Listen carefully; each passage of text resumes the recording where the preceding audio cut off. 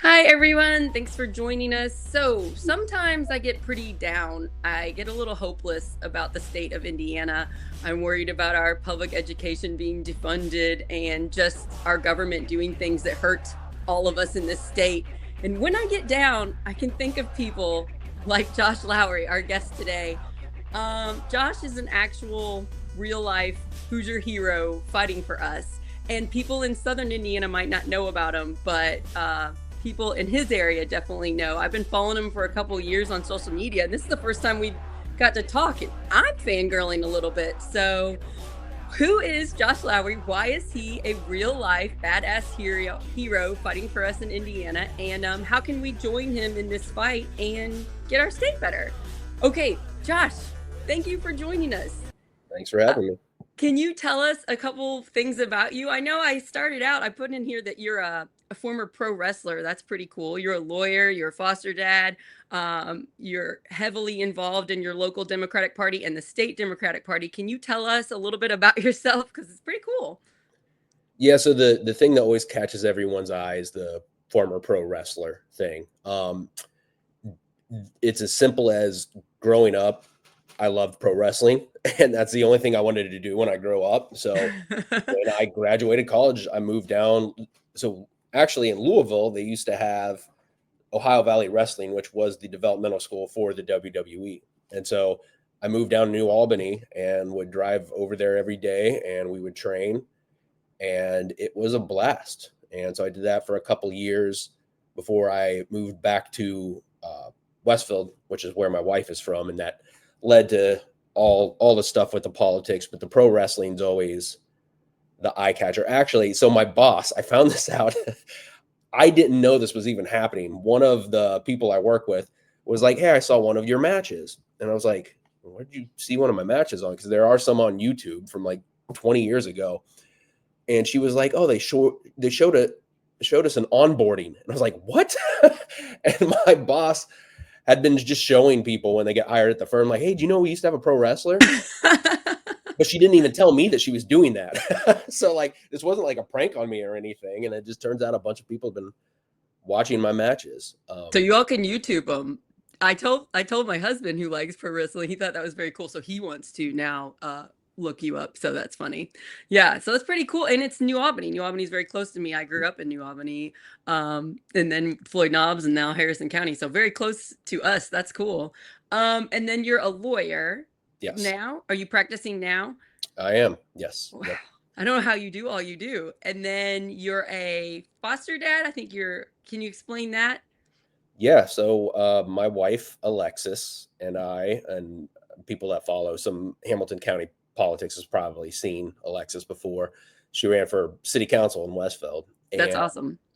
by the way, is only 23 votes away from being the first Democrat elected in Westfield. Wow, that's So so close.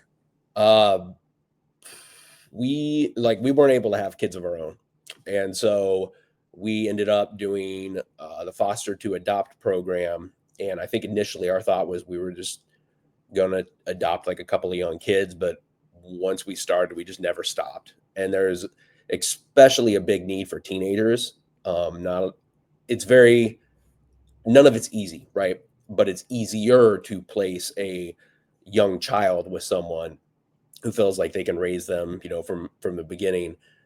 But we've adopted three teenage girls, and that's been, it's been the best part of my life. Being a dad, I love it. I love being a husband, a dad. Like, all of this is just a blast, and so it gives the kids a home. It lets me do dad stuff. But I will say the one thing about adopting teenagers is it makes you feel old quickly. Like, my daughter is going to IU in the fall, Oh, wow. oldest, and none of my other friends have kids in college. And so it's like, oh, this I'm not old enough to have a kid in college, but I think you're 3 or 4 years younger than me. I'm 44. Are you around 40? I just turned 40 last year. Yeah. Yeah, my oldest is a ninth grader. Yeah, Yeah, that's what I'm saying is yeah, especially if you ever see the statistics, the people that go to college, they don't have kids until they're like 30 something, right, right? right. And so this would have been effectively having a kid at or 22, I guess. So Yeah, we have kids older now. Yeah, and about 20% of people struggle to have children. I'm one of those. It doesn't look like it because I have 3 children, but I didn't. There was a time where I didn't think I was going to be able to have children. Um, and then I taught 5th grade, 4th, 5th, and 6th grade for 18 years, and I've taught kids that were in the foster care system and that eventually got adopted. And the foster care system is complex because I have seen kids that I've seen adults, I've met adults that have basically graduated out of the foster care system. And a few times they had good foster care parents, and other times they had abusive ones because the government gives money for foster care, and there's not always the best system evaluation to make sure they're good ones. So it warms my heart that you went through that system in foster care and then adopted. But are you aware of that there's some cracks in the system? oh sure. I think look, you can do all the tests you want in interviews of someone. No one's like going to admit that they abuse their kids, right? And so a lot of times I think DCS is doing the best they can, but there it's not like there's ever going to be any proof until there's proof, right? Right. Um, and also when there's such a shortage, Hmm. a need, we also have I don't know if we still do. I know at one point Indiana had the highest number of kids per capita in the foster system. Oh, wow. And so like it was overloaded, and especially like with the opioid crisis hit Indiana really hard.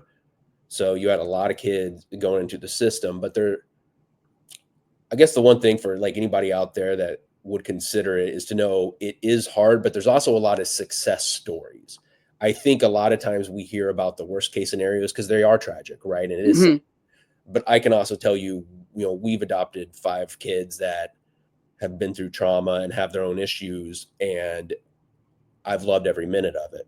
And they're working through everything, and we're working through it with them. And at the end of the day, I guess I don't know this for a fact, but I don't feel like I feel any different about the kids that we've adopted than you feel about the 3 that you had. You know what I mean? Right. Oh, yeah, definitely. Those are my kids. Hmm. And for anyone that's willing to foster, it is the most fulfilling thing in the world to know that you have, I mean, you've saved a life, right? Like it's kids that age out of the foster system, things they struggle. They really do. They insanely high rates of incarceration, but like who wouldn't when you have no parental figure to guide them? So yeah, there are cracks, but I would suggest anyone that's open to it consider it, because we need more good parents to do it. And if someone's interested, where do they start? Did they just look up fostering in Indiana online? Is there a place to go to get started? So here's what I actually would recommend to anyone. You can like go, okay, so here's my dog Ollie. He's decided to make his first appearance. Oh, a He, cutie oh, I pie. love him. Ollie, you want to he'll jump up here in a second. It's like he has a need for attention, and he realizes whenever I'm on That's his cute. something. Most foster parents go straight through DCS. We actually went through a nonprofit organization called Interact Family Services, and there are other ones like this where they're like an extra step basically, and you have a case manager assigned to you as a parent, and that has been great. Like for us, our case manager, his name's Charles. He's basically a part of the family. Like literally last night, he and I sat together and we watched my daughter's track meet. Uh, Aw. and so we always had that person that was looking out for us in addition to the DCS and the courts and everything. And I would recommend that for anyone that wants to be a So foster. that's fantastic that there's nonprofits in Indiana. What was the name of that one again? So it's Interact Family Services. Okay. So, yeah, if you're thinking of this, this is a great need we have in Indiana, and what a wonderful way to help our community. What better way to help a child basically save their life, give them a chance to thrive. And like they need love. I Yeah. mean, they need love, they need unconditional love. I'm sure it's a transition when they come because they don't trust you. They don't think they're gonna maybe they don't think they're gonna get that from you. They've never had it before. And so I'm sure it takes a lot of just loving them and explaining to them no matter what, you're gonna care about them and take care of them, and they don't have to be perfect. And I just think that's really beautiful. Brian Zimmerman is the Special Forces veteran, Mhm. and he does shows with us, and he was adopted by the Zimmerman family, and they have the Zimmerman art glass business in Cordon, and they saved his life. And he also was in special forces for almost 19 years, served in 2 wars. He's an American hero, and it's really beautiful to hear that these people saw him, loved him, invited him in. They already had kids. They just, had included another one. So it really does literally save lives and make Indiana better because you're giving these great humans a chance at life. So thanks for doing that. I think that's very incredible of you and your wife. And I also think that's part of what is giving you this drive. You have a huge amount of energy and effort and time that you donate to making Indiana better. Can you tell us a little bit about the things that you have been doing for the last few years and when you got involved? Because I don't know exactly when you started. Yeah, so I got involved after Trump got elected, right? Like I was one of those many people that had always paid attention to politics, but had never gotten off the couch to do anything. And I started getting involved and helped out on some different campaigns here in Hamilton County. And the big thing though was specific. I can remember the exact moment. So in 2022, Roe versus Wade got overturned. I had not ran for office. I mean, this was already past the primary of that year. And I couldn't believe it because our two oldest daughters, we actually adopted them from Pennsylvania. They were in the foster system in Oh, Pennsylvania. So they come here and now Roe versus Wade gets overturned. And I'm like, oh my God, I brought them to a place where they have less rights than they did. And I was like, your rights shouldn't matter by what state you live in. Like a right is a right. So I went to the then Hamilton County chair, Dana Colbert, which I just found out last night. By the way, I've been mispronouncing her name for like 3 years. Colbert, you pronounce the T, but and I was just like, what do you need? What is there? And we caucused me in to run for state senate, and it left me hopeful, even though like I didn't make much of a difference because we didn't have money or time or anything. Is Hamilton County where Carmel is? Yeah, it Okay. is. So, and So it's still Republican area, but just a little bit? yeah, so like overall, Hamilton County voted 46% Democrat this last year. Um, we have a couple places where we're losing by 23 votes, 60 votes. I mean, we're Wow. like right there. And that's what's it's kind of ironic that we have such a winner take all system because the seats held in Hamilton County, I mean, that's probably 95% Republican, but they're only getting, 52 to 53% of the vote. But that's the way it is. So, In Harrison County, where I am from, it's about 70% Republican voters to 30% Democrat. So we have more of a battle. You're so close up there. It's pretty remarkable that in 2 years or a year and a half, there can be some change in your county. yeah. Yeah. So you ran for state senate, didn't win. Then what happened? So then I got really involved with our local party and I ended up running for the state House of Representatives last year. And even though I guess surprisingly, unsurprisingly, I can't decide. I had a red wave last year. My district actually moved like 5 points bluer. So Oh, we're definitely making progress. And then after that was over, I wanted to stay involved. I wanted something I could do to help because I truly believe not just in the democratic policies, like especially economically, like one side is fighting for people's rights and one side isn't. And so I knew I just had to stay involved. The county chair didn't want to run again, and so I did it, and here I am. So now you're chair of Hamilton County, which I would say is one of the biggest Democratic counties in the state. Like, how many people came to the election meeting where the precincts elected the chair? Because I think I saw something and it was like a few hundred people, I think, wasn't it? Yeah, it was over 200 and some. We just had a meeting, like our monthly meeting the other night had over, I guess this is March, but still it was like 160 some people. Wow. Fishers is one of our four major cities. They have over 100 people at every Democrats meeting. There's a lot, and that's the thing is there has been. I mean, this used to be called the reddest county in America.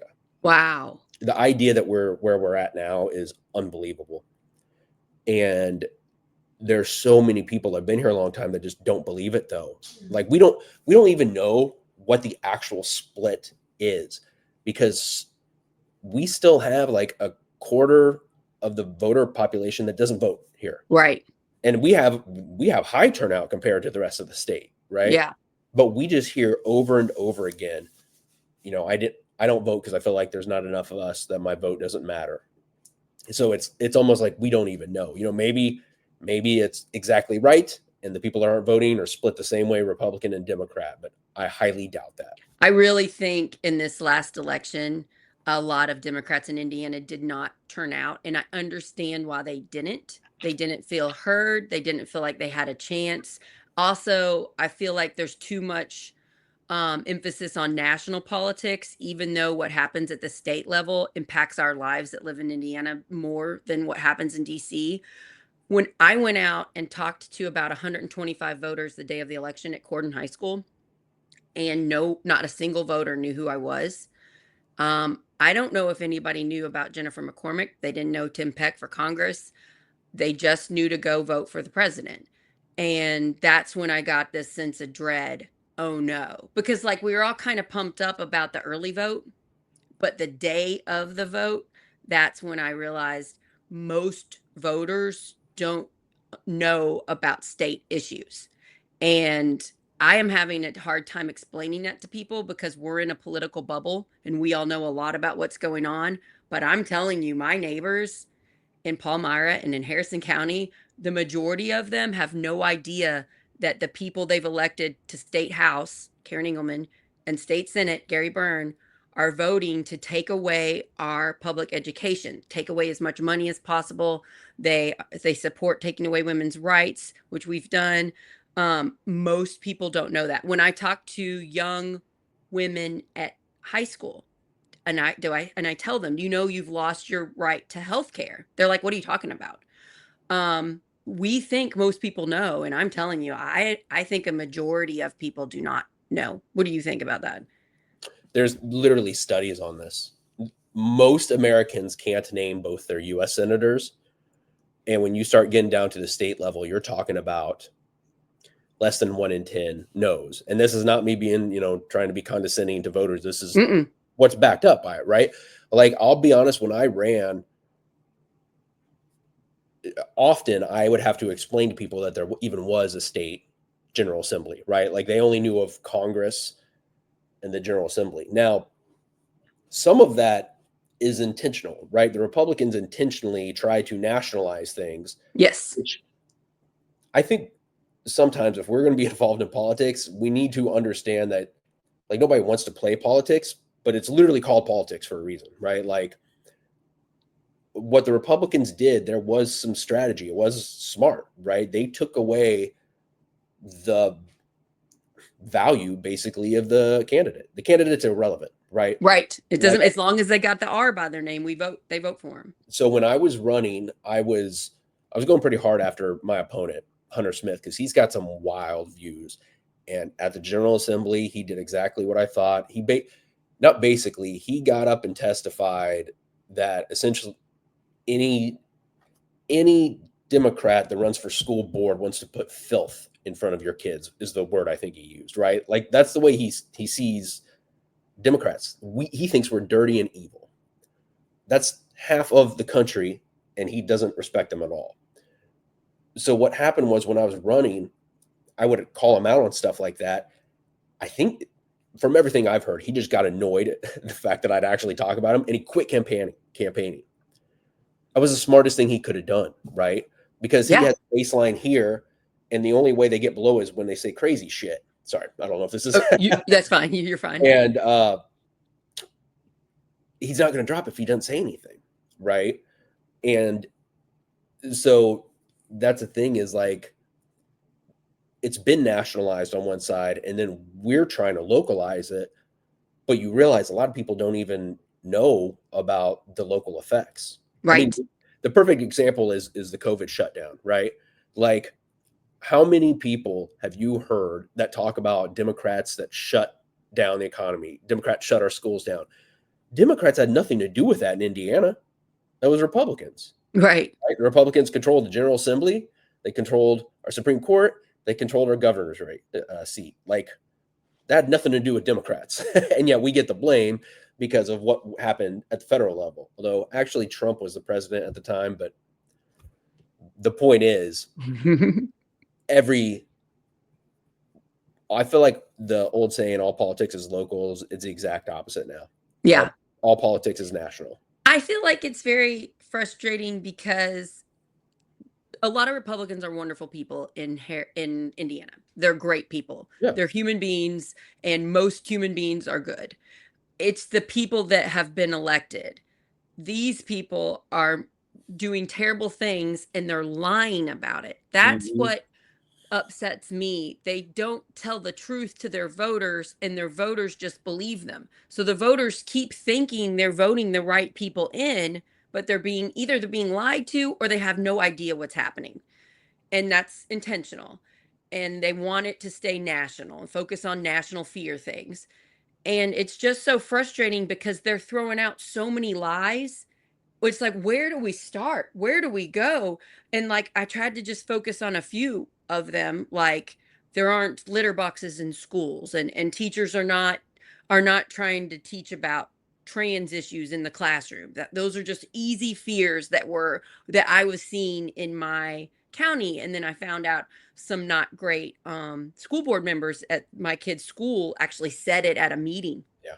And so it's like, wow, it's so hard to fight all of the fake lies they've told. And we can do it if we all work together and we all are not afraid to talk to our neighbors and our friends and get out in the community. But online, they've been pumping out this narrative that we should fear our neighbors. We shouldn't talk to them because they vote differently than us. And that's why I started Project Next with Tim Peck, to try to explain, no, you all, most people are good. It's not their fault they're being lied to. We should be mad at the people pumping out the fake propaganda, not the people listening to it and believing it. We all believe things that are fake sometimes in our lives. We can't say that person's terrible, because then you got to say, well, I'm terrible. I thought things that were wrong. It's hard right now with what the state government has been doing to us. And it's so much, it's hard to follow. Like, I look at Mad Voters, I'm sure you do, to try to track stuff. But I'm glad that you're fighting for us. And I kind of want to know, what's your plan? Your chair of your party that's huge. We're lucky if we get 30 people at our meetings. You're getting hundreds. That's amazing. How do you want to lead us? Because I look to you as one of Indiana's biggest Democratic leaders, and I'm so thankful you're doing what you're doing. What should we do? So we have to meet voters where they're at for them to hear us. And I think that phrase, while correct, has been misconstrued over the last however long. I think people think that means that they need to change their policies and their positions to Right. match what the voter thinks. You're supposed to represent your voters, right? Most voters will tell you they don't have that big of an opinion on a lot of issues until they hear about it, they learn about it, and someone explains things, right? And so the idea that there's this, like, I think people think there's this like middle of the road voter, like there's some sort of magical voter that's like, I am neutral on all issues and I will vote for the person that talks to me. And so then Democrats, I'm trying to get this right because this is my left, but you're right. So It is confusing. Democrats come from the left and are trying to like say, hey, look, we are non-offensive. We love everybody, which is good, but we're neutral about everything too. Nobody's good, nobody's bad. And then the Republicans come in like the Kool-Aid man kicking the door down, like, oh yeah, racism. And like they're just angry. And yet that's been drawing the voter, right? And I think what people miss about this is a moderate person means they could go either way. They haven't really made their mind up. You can talk to them about an issue and possibly convince them. And honestly, a lot of them are probably already on your side. But the Republicans will, not all Republicans, it's a very small few. There's a bunch of grifters at the top that will lie about anything. Right. And so to me, that is the overall goal. We have to meet the voters where they're at. And that means we have to be on social media. We have to do podcasts. We have to be on YouTube because that's where a lot of voters are. I don't know if you've seen the stat, but people that closely follow the news overwhelmingly voted for Kamala Harris last year. The people that don't follow it closely overwhelmingly voted for Trump. That to me says, hey, you're just not meeting voters where they're at. Literally, right? Like that doesn't mean, I don't think we need to change a whole bunch of policies. I mean, there are some I think we need to change, of course, but I think a lot of the reason there's this negative perception about Democrats is because most people's view of a Democrat doesn't come from a Democrat. It comes from what a Republican said about a Democrat. Yes, you're so right. You're so right. So I think about, we have WIBC is the local like news station downtown here in Indy, right? And in the morning, I think it's on the 9s, they do news and weather. So if you're driving into work and you want to see what the weather is, the local news, traffic, you tune in. Well, in between, they have complete conservative right-wing talk show hosts talk. Ugh. So it's to the point where like the average voter driving around here thinks this is neutral, right? This isn't even right-wing. This is neutral. How are we meeting that voter, right? Because if we're not giving them an alternative, can we really blame the voter for thinking that, for following that? Like, I really think the Republicans, look, they're good at this strategy stuff. They've been so well organized and planned for at least the last 20 years. They really got their stuff together, and they do that thing where if you don't follow what we're doing, we will primary you and get you out. So they've only allowed the people that they can control to be at positions of power, whereas we are a larger group of people and we do not function that way. We don't say, you do what we say, and here's the plan, and everybody follows it. We're more, let's talk about the issues and let's debate and yeah, that's good, but it's also bad. And then so we don't have all these concrete plans like they do because we don't dictate our control like that. So that is a problem. Whereas I don't think anybody should be dictated. If I ever got power in one state house or whatever, I don't want to be bought. I don't want to be told. I'm going to do what I think is moral and the best for the people of Indiana. And so that's one issue. We're fighting against this well-organized plan. We're a whole bunch of different types of people, and we have to do that now. And that's what we're doing right now. We're organizing. I can talk to you even though you live 2 hours away from me. We can give people some ways to organize and strategize, but I feel like we need concrete plans set up in Indiana. Here's what we're going to do, and we need to get as many people on board and not be controlling and mean about it, but just be like, let's all work for this goal. Like, we have got to save public education in Indiana. We cannot afford this anymore. And this is a bipartisan issue. It is not a Democrat issue.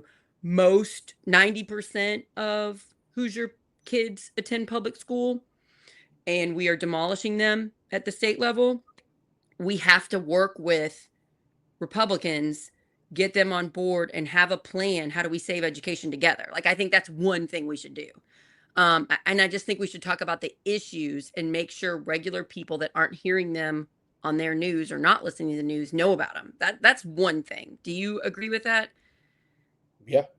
Yeah. I mean, look, a lot of these Republican politicians, and I really try to differentiate and say, like, our elected Republicans versus Right, because there's because so many good Republicans in here's Indiana. Yeah. here's the thing that I think probably everybody that's going to watch this or listen to this is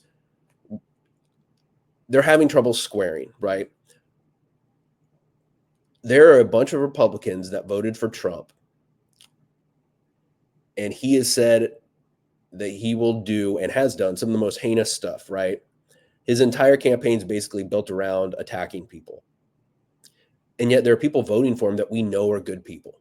They're our family, our friends, our neighbors, and there's a disconnect in our head.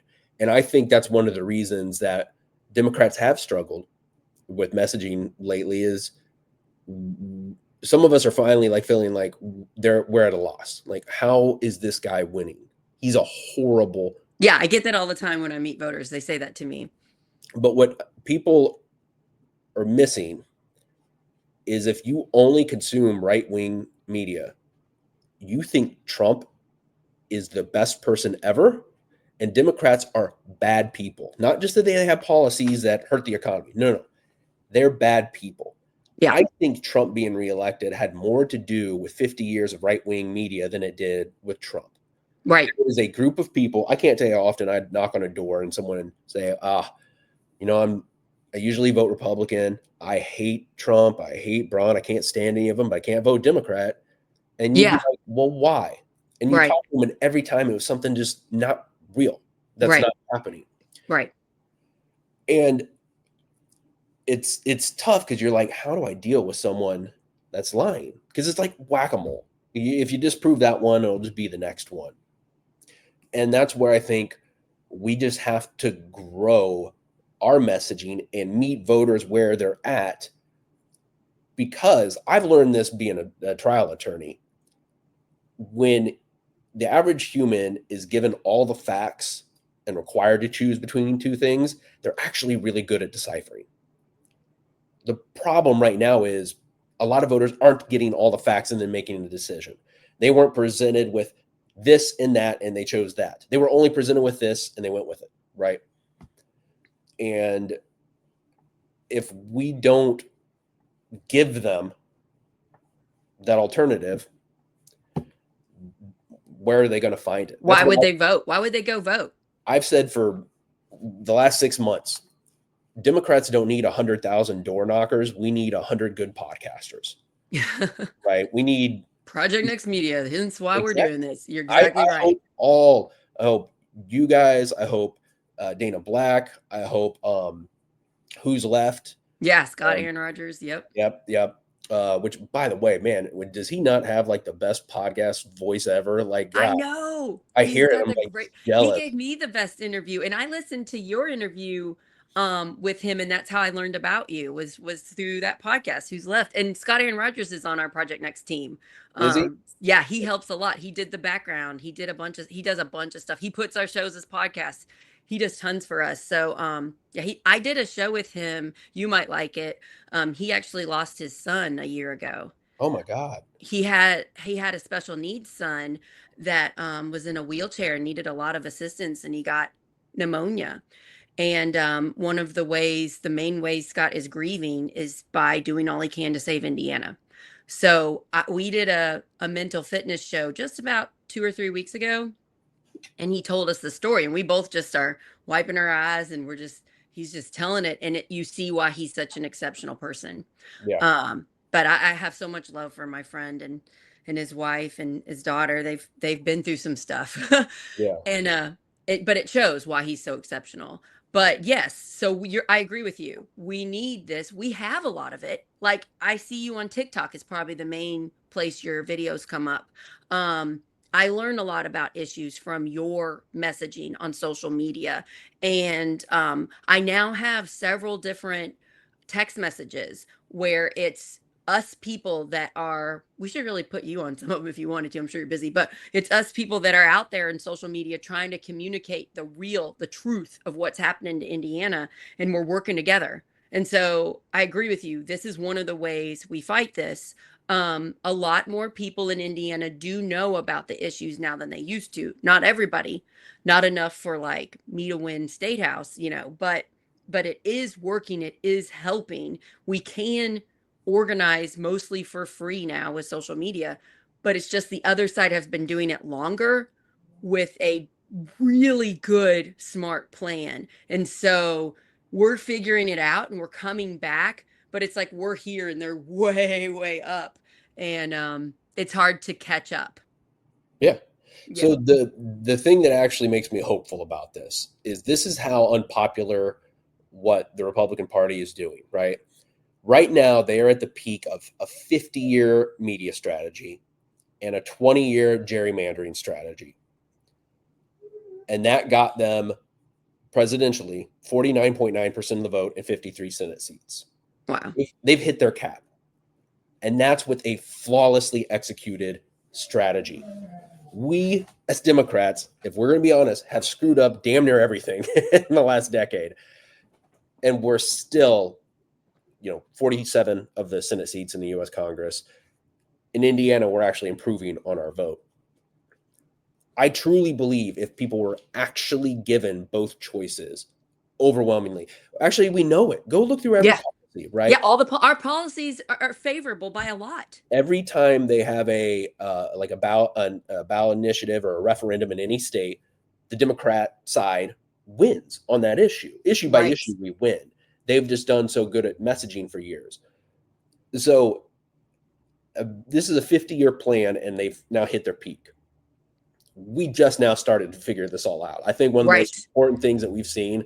Did you see Pete Buttigieg went on that bro podcast with that's how we get through, right? Like, I understand that makes some people uncomfortable because a lot of the stuff that guy says, and I can't remember his name, but I know who you're talking about. Yeah. yeah, I just heard him he's on a kind of a podcast. jerk, right? Like, definitely some sexist stuff to him.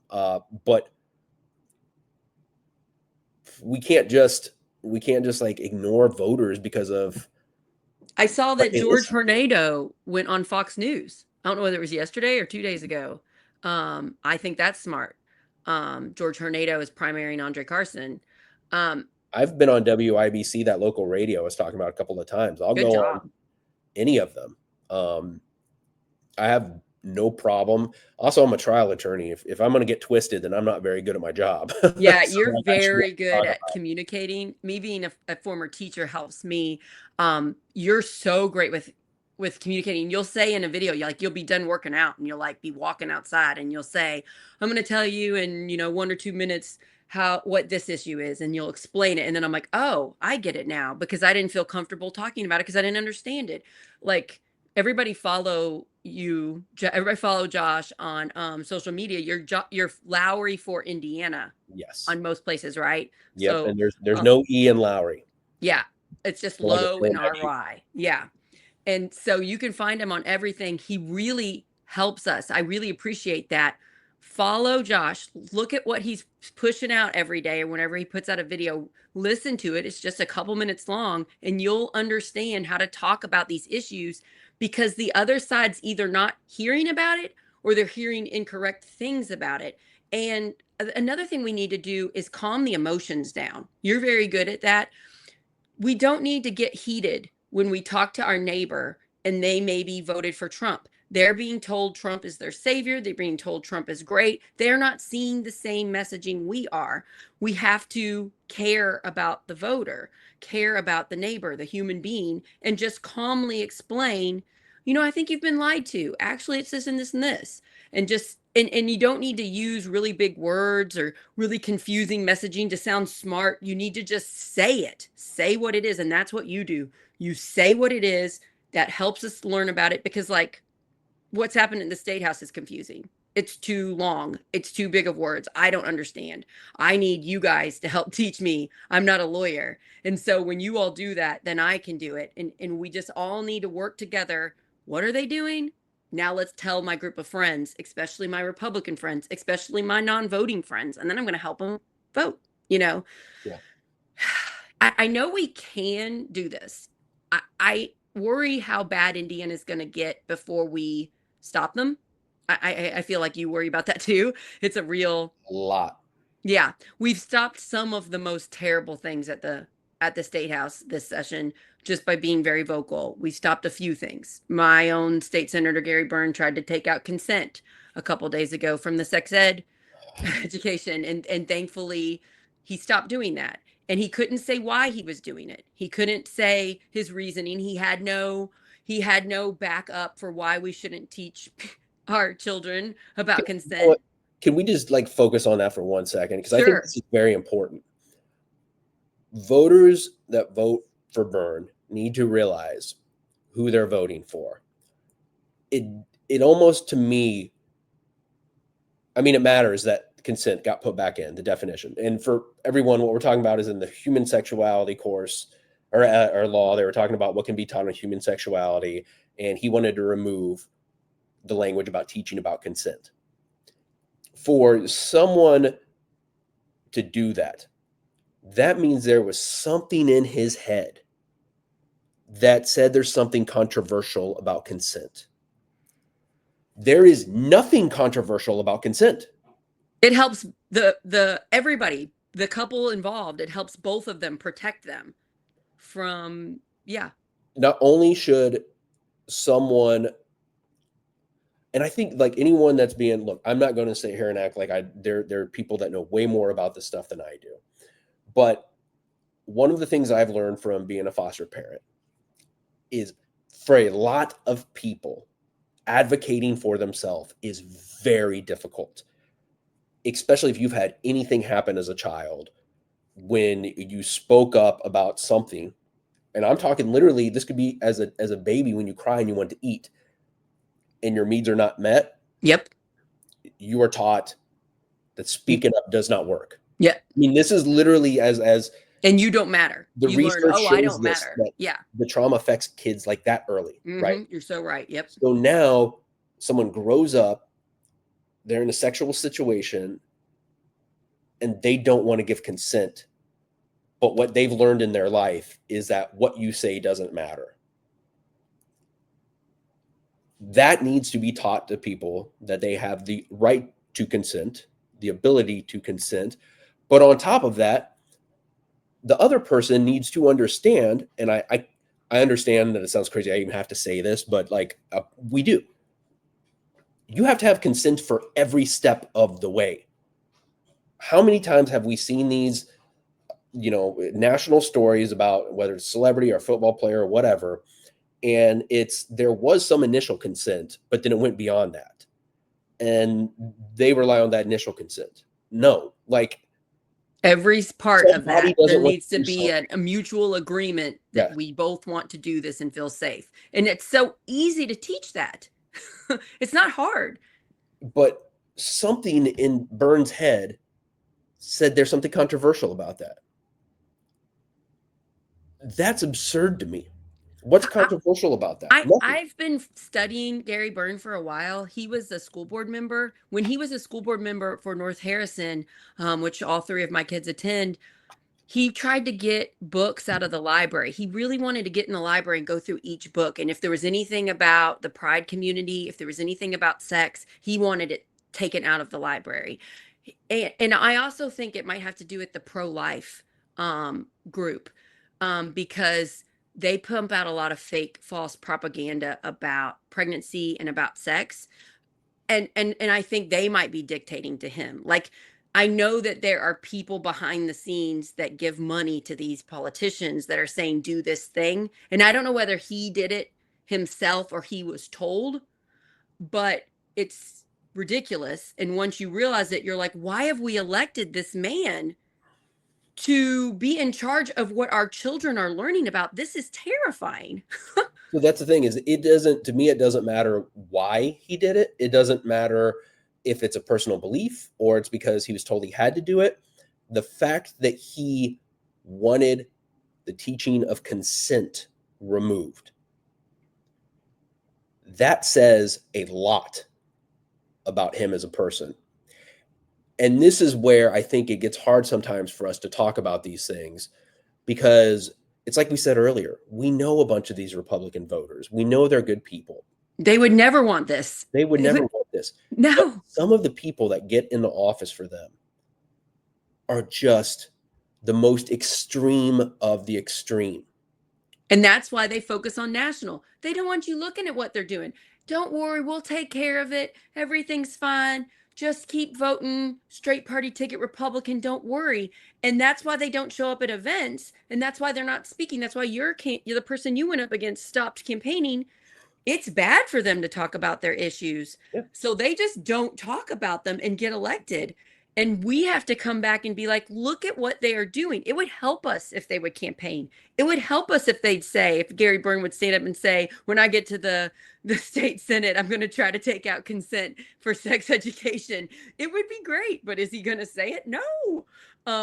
Yeah, it's Yeah. just, it's mind blowing. And I know we can work together. We can do this. We're figuring it out. We're catching up. How long is it going to take? I don't know, but I'm going to do my part. I'm going to do everything I can every day to make sure more people in Indiana know what is happening to us. I see it working. Time will tell whether like I really want to see like a high voter turnout in a year and in a couple weeks here next May. I hope a bunch of Democrats come out. They have a bunch of great choices. They pick the candidates they believe in. And then we scare these extremists, and then they are not as terrible until we just keep fighting and we keep growing and we keep getting people to understand not to vote for the R or the D, but the person until we get there. I know we can. Otherwise, I'd be looking to move out of this state. And instead, I'm choosing to stay and fight. I know we can, but I'm telling people it's going to take a few years and we're going to need everybody's help. Yeah. So if people live in your area, anywhere across the country, you all can follow Josh. Josh Mhm. Lowry is teaching us what's going on with extremist government, and that is happening nationally. We can also join in a caucus group. I did a show about caucuses and learning what that is and how, like the Latino caucus, the Labor caucus, the Young Democrats, the Women's caucus, these people have power and can help stop some of the bad things. I just want everybody listening to know, get out in your community, find an area you care about, get more involved, and educate as many people around you as possible. That is how we stop this.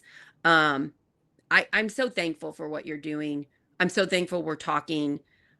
I don't think you realize that you've taught me a lot. Did you know that you taught me a lot these last few years since you've been on social media?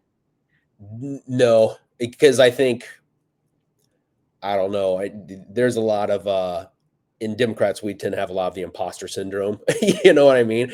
That honestly probably stopped me from speaking out sooner. Of thinking, well, why me? Somebody else knows more than I do, and you're realizing like at some point you just speak out, right? And if I'm wrong, I'll admit it.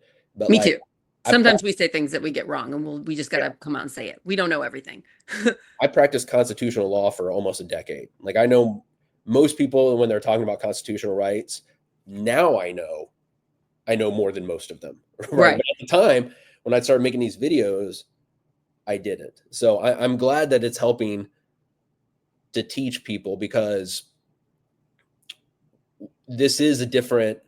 We can't look at this like this is the way we ran races in the 80s and 90s and all this stuff where voters were consuming the same information, making a decision.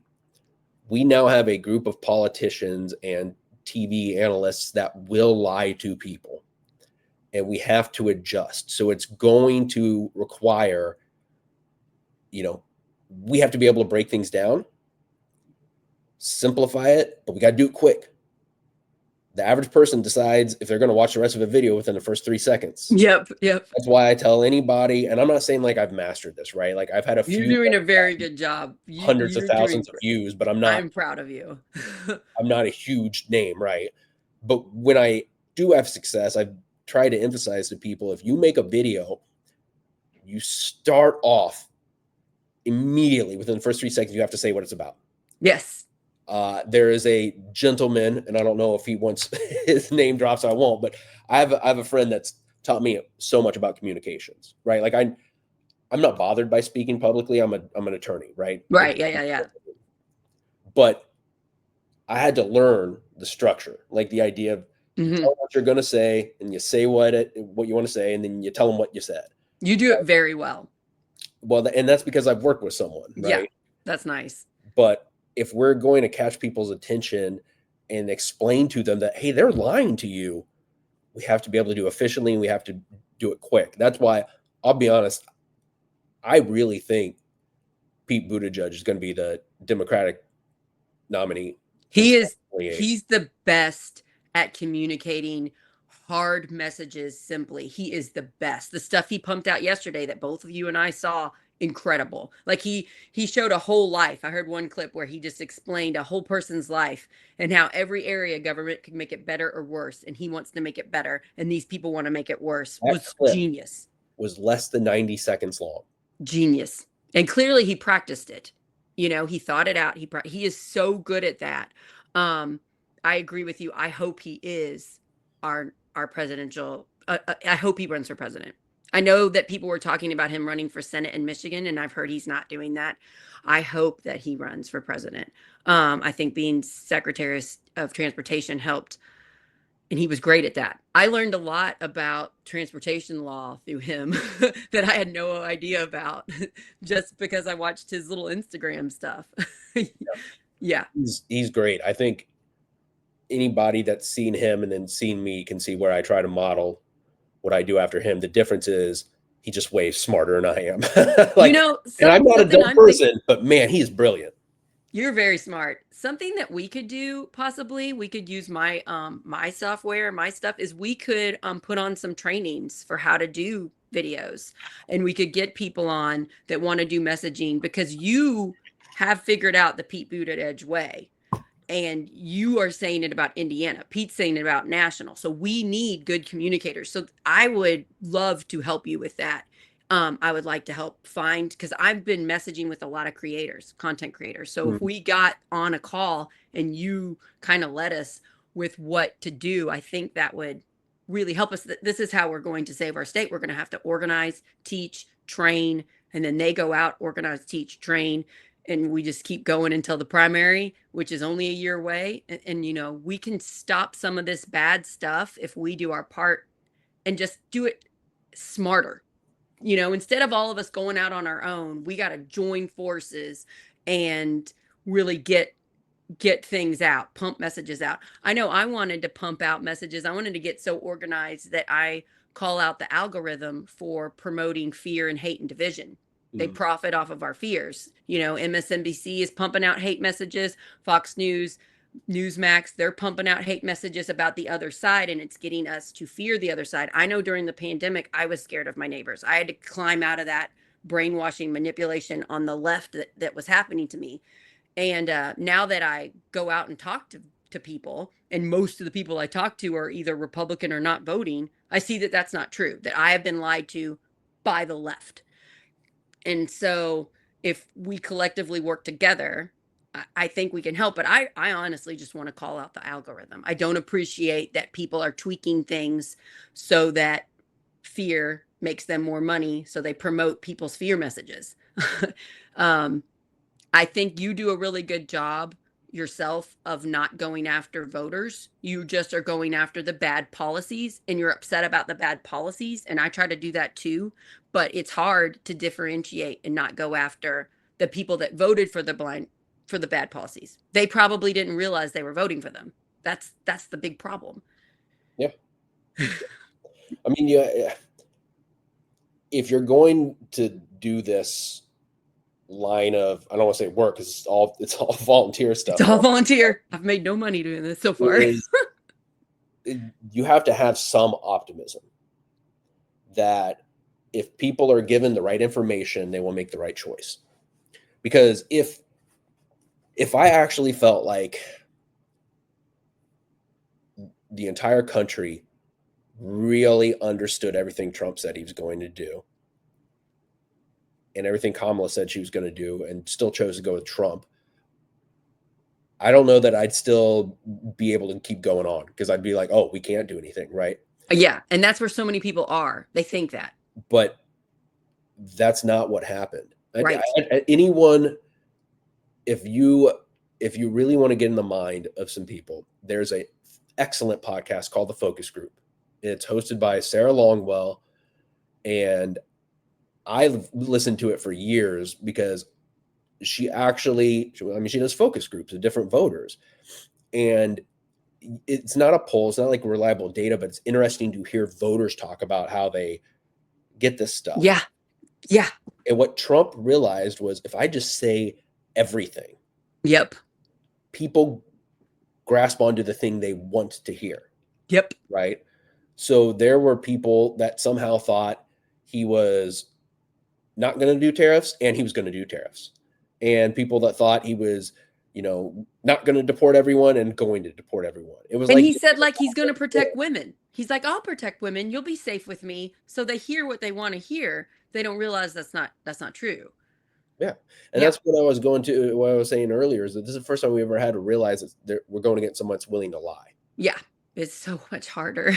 And so we do have to get out there, and we can't let our cynicism overtake us, because I'm sure you're like me. Sometimes you just want to, what is wrong with you people? Right? That's not a productive message. We need to talk to people and meet them where they're at, because that's what Trump did. We may hate it, but that's what he did when he went on all those podcasts, when he went on YouTube. If anybody remembers, when he ran for president in 2016, he would call every single news station. And we don't like to give that man credit, but he's charismatic and he tells people what they want to hear, and he seems very honest. Sometimes I think he does believe the things that he says. Like, he does it so well. He really sounds convincing when he says, women, I will protect you. I think he thinks he will. And we have to be like, but we've lost our right to health care, and he's not doing anything to help us get it back. If we just passed a law, we could do it right now. We could pass it through the House and the Senate, and he could sign it, and women could be protected again, and he's not. And so, yeah, you're exactly right. We have to get out there and talk to people, and we have to do it in a way that's not emotional. We cannot yell at people. And I get really disgusted with the hate online, the trolls. Some of those people are bots. They're not even real people out there stirring up crap so that we fight with them online. Treva Hodges, I think she said it after our show. She's the mayor of Charlestown. She's like so amazing. She said when people say something to her online and it seems mean, she doesn't answer it as mean. She answers it like it's a real valid question. And a lot of times it is. We just infer it's mean. That's part of the problem. We're taking things personal when they're saying, well, what about this and this? And then we just yell back at them. It's like, no, answer their question in a nice, informative way. At least half the time, they're not really being trolls. That's part of the problem. The trolling and the emotion and the meanness and the name calling. And then also realizing it's not like that in the real world. I actually met campaigning someone that I had to block on Facebook because they kept hurting my feelings. And we had a great conversation. He's an older man that's a veteran, and he apologized. And then I unblocked him, and then he started doing it again. And I just said, hey, you're hurting my feelings here. And he goes, I went back and read my comments and I deleted all of them but this one. And I was like, it's hard, but we have to realize who they are online and who they are in real life is not always the same. Yeah, so I think you and I are a little different on that one. I will clap back when I feel like it's productive. Yeah, I don't feel like arguing with someone in the comments just for the sake of doing it is worth anything. I have had some videos that have gotten, hundreds of thousands of views and thousands of comments. And sometimes I get in there and mix it up with the MAGA trolls, because there's actually research on this. When people are like in a cult or they're real conspiracy theorists, the way you break through is basically through shaming. And I know that sounds harsh. And I'm not talking about your average Republican voter right now, right? I'm talking about like your QAnon people that believe the extreme theories. Because if you try to argue with them factually, you're actually validating what they believe, because they're like, oh, you take me serious. So when people come to me with stuff that's absolutely conspiratorial, I do make fun of them sometimes because they need to understand they are ruining their own lives. They are creating anger and hatred about something that's not true. And that is actually some of the research shows that's the only way to break through to them. That's fascinating. I don't feel safe as a woman. I don't See, feel safe that's as a you know what? woman saying that to a man online, and that's why I don't. But I'm glad you are. Like when you So tell me this, I'm like, way to go. I'm so glad you're doing this. But I'm just letting you know, I don't feel safe personally. I'm worried they might try to find me on the streets or something, even though that probably won't happen. I just have that fear. so that's a really good point, and I'm actually glad you brought that up because we do have to realize when we're doing all of this and what we're saying, what we want our politicians to do, that at the end of the day, they're actual people, and we have to realize that our privilege isn't everyone else's privilege. Right. I noticed at the hands off rallies, it was a majority white, right? And the more I've talked to some people of different ethnicities and races, there is a concern on some of their parts that they don't have the same protection that I do. Yeah, I agree. Yeah. If I get deported to El Salvador, it's very clearly a political thing, right? It's not I'm born and raised in Indiana. There couldn't be. Right, right, right, right. But if you're someone that is Latino or Hispanic, they can, there's a risk. I'm not saying they will do it. I actually don't think there's, well, I don't know. We don't have to get into that. But my I point know. is, this, Yeah, right? I Like, know. I one of the most embarrassing moments like of my life, honestly, was I gave a presentation about knocking doors and canvassing. And I was talking about how great it was. I was like, nobody ever says anything mean to you. It's fine. And then afterwards, Dana Colbert got up there, who is a black woman, and said, now let me tell you what it's like for somebody else. And I just realized, like, oh my God. Like, of course I can get away with talking shit online and in person because nobody would say that to my face. I'm a large white man, right? There's I drive a truck. You know what I mean? Like Hmm. stereotypically, people see me and they assume that I'm a Republican. Hmm. And you are very likable. You look very likable and trusted in our culture, But you know? people that have my privilege have to be willing to speak out Yes. because we don't have the same worries of repercussions that other people do. So that's what I want to point that out to you. Even though you're like, oh, wow, I didn't think of that. I'm telling you, I'm thankful you're doing that.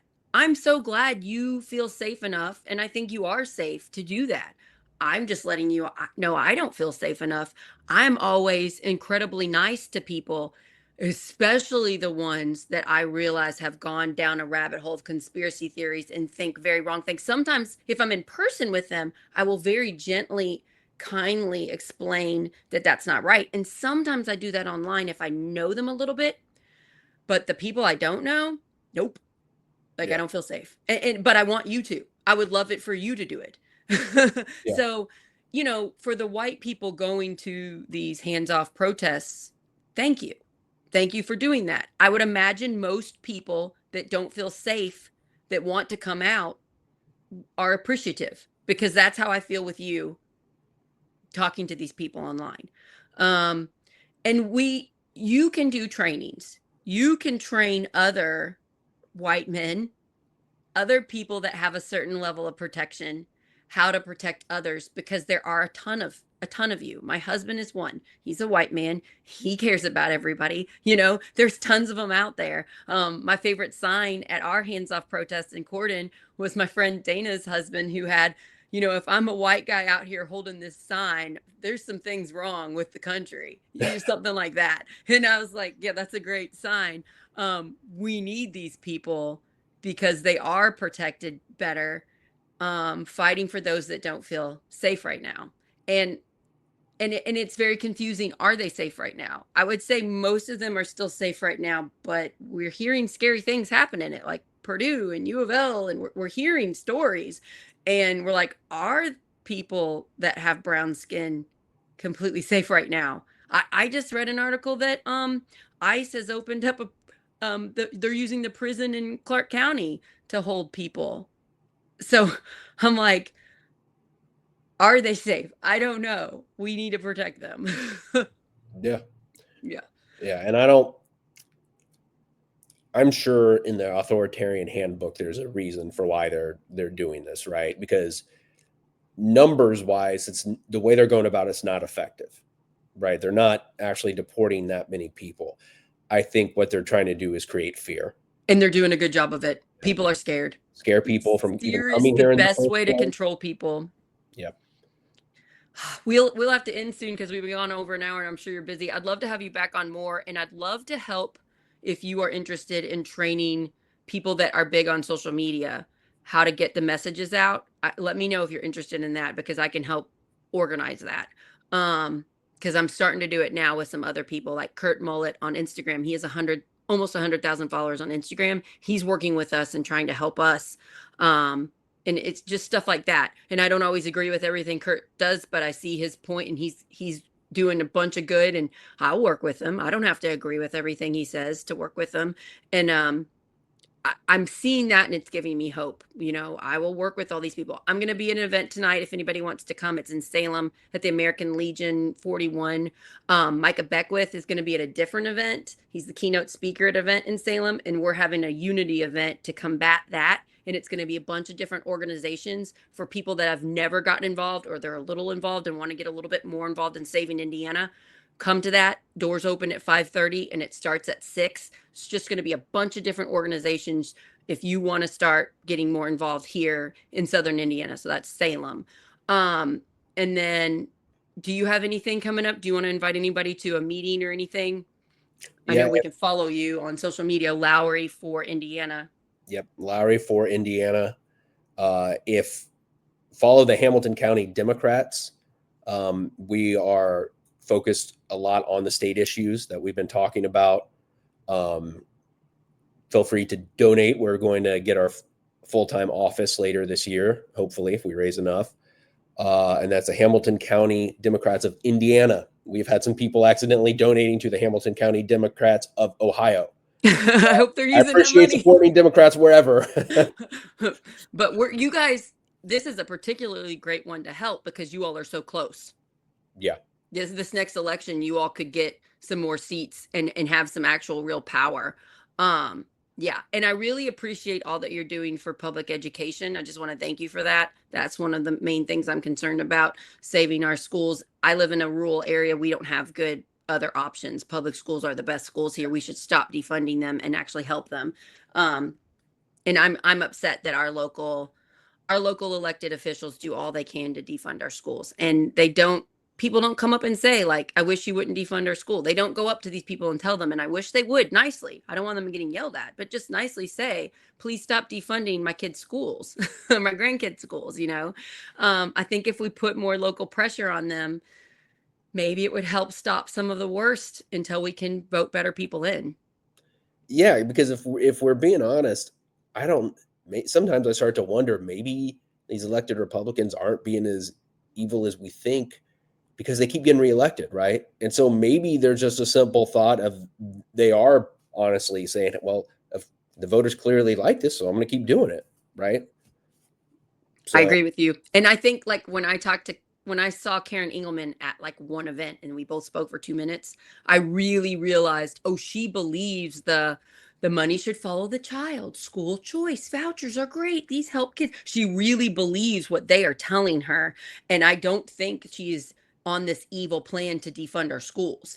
And once I realized that, I was like, I wish I could just talk to her. I mean, she's probably scared of me. I'm not going to yell at her. I just want to speak with her and just kind of show her what this is actually doing, because she is being lied to. And you're so spot on. Not all of these Republican elected officials, I think, are completely evil people. I think they've just been lied to, just like a lot of the voters have been lied to, which is fascinating to me to realize. Yeah. Yeah. Everybody, and then I won't keep leading you to the next question because we'll go on forever. But there's a book, Rachel Bittercoffer, Hit 'em Where It Hurts. And she has a whole chapter in there where she explains what happens is some rich guy comes up with some reason he wants money in his pocket, and then they send it to these Republican leaning Heritage Foundation, these think Yep. tanks that come up with a justification Yep. that's not about the financial benefit to this person. And then it trickles down through the news, the right-wing media, and eventually gets to that politician. That individual politician may not be evil. It did start from an evil place. Yep. Like Yep. there is, and I know that makes me sound conspiratorial, but like No, you're there so is right. every time this goes back to some rich guy that was like, how can I get even richer? And then we end up with what's going on in our school boards and everything. OpenSecrets.org, you can prove exactly what just said. I tracked it down with my person. She gets paid by these certain groups. They send her the messaging that sounds good, even though it's based on an evil thing. She's hearing it. She gets paid, $1,000, $1,500, $500 for a campaign. And she's like, you got it. That sounds good. I'll believe that thing and vote that way. It's what you're saying is not conspiratorial. We have proven it. It can be proven. Yep. You said it very well. You should make a video on that. Because it's so true. And it's what I'm seeing when I'm meeting these Republican elected officials. I'm like, oh, I'm seeing what you just said. Mm. And us knowing that really helps us to stop it, Yeah. Okay, everybody. Thank you so much for staying with us. Thank you. I really wanted to get you on. I kept messaging you. I'm like, you don't know me, but please come on my show. So I'm really happy that we got to talk. And on your bad days, just know I'm cheering you on. I'm so thankful. Your videos are helping thousands and thousands of people. Keep doing them. Everybody else, make your own stuff. Watch Josh's. You're reaching people he's not reaching. Watch how he does things and you just go for it. It's fun. It kind of feels good to get the truth out there. So it's a good mental health thing. But this is how we do this. We organize, we get on social media, we talk to all our friends and neighbors in the real life. And then we also get on social media and do everything we can. Thank you. Thank you. Thank you for everything you're doing. Thanks for being the chair of your very important Hamilton County Democratic Party. Thanks for stepping up and doing that. It's an unpaid position. It's a lot of work. It's a lot of paperwork. It makes me feel good that you have that job. So thank you for doing that. And I think you are one of the main leaders in the state. That you are one of the main Democratic leaders in the state of Indiana. I put you up there with Destiny Wells. When you say stuff, it matters. People are following you. I hope you realize that. I hope you feel that, and I hope you keep leading us, because what you are doing is helping Indiana. You're helping my kids. You're helping my neighborhood, and a lot of love to you and your family. Just thank you. I hope you realize you are one of the main leaders in the Democratic Party fighting for us. So keep doing it. I can't wait to see you grow even bigger, because I know you are. Well, thank you. I appreciate all that. I really do. Everybody have a fantastic day. Please share this episode. Oh, we got Facebook stars now. So if you want to help, I just started that yesterday. We have gotten very little money from Project Next, but we're using that money. We want to pay our content creators, and we want to get sponsored ads, so more people follow us. So we're on stars now. Subscribe to us on YouTube, please. Just look up Project Next, or you can type in Project Next Movement. And we're on TikTok and Instagram and Twitch, which I do not understand at all. So thanks, everybody. Have a wonderful day. And if you want to come out tonight and see me at 6 at Salem at the American Legion. And then if you're in Hamilton County, meet Josh in person. I've met you in person, but I didn't talk to you. You had like a bunch of people wanting to talk to you. So I was like, but I'll come talk to you in person next time. When we're at an event together. That'll be fun. So thanks for doing what you're doing. Have a great day, everybody. Thank you, Josh. Thank you. Bye, everybody.